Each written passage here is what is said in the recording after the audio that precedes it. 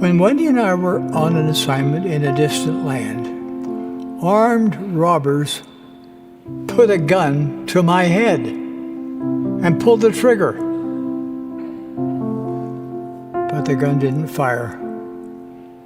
Throughout that experience, both of our lives were threatened. Yet Wendy and I felt an undeniable peace. It was the peace which passeth all understanding.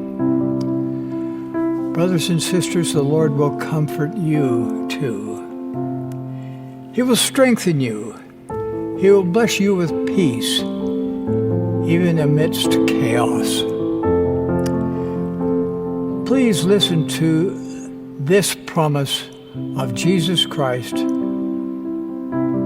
to you.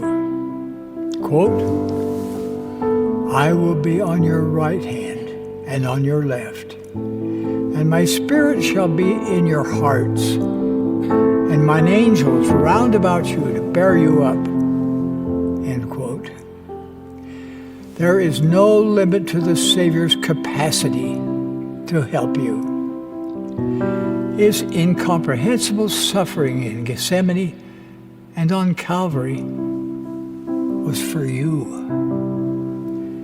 His infinite atonement is for you.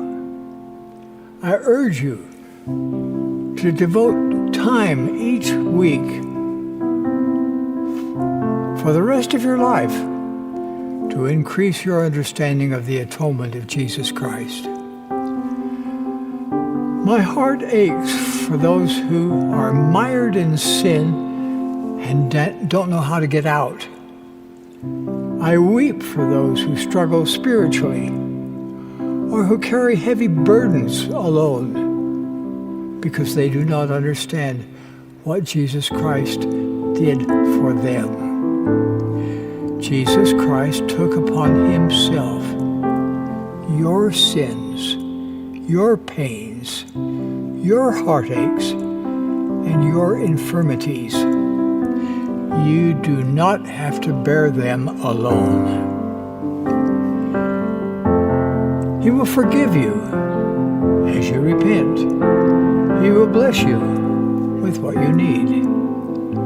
He will heal your wounded soul.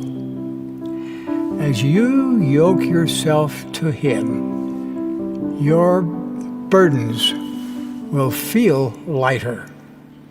If you will make and keep covenants to follow Jesus Christ, you will find that the painful moments of your life are temporary. Your afflictions will be swallowed up in the joy of Christ. It is neither too early nor too late for you to become a devout disciple of Jesus Christ. Then you will experience fully the blessings of his atonement. You will also be more effective in helping to gather Israel. My dear brothers and sisters, in the coming day, Jesus Christ will return to the earth as the millennial Messiah. So today I call upon you to rededicate your lives to Jesus Christ. I call upon you to help gather scattered Israel and to prepare the world for the second coming of the Lord. I call upon you to talk of Christ, testify of Christ, have faith in Christ, and rejoice in Christ. Come unto Christ and offer your whole soul to him. This is the secret of life of joy.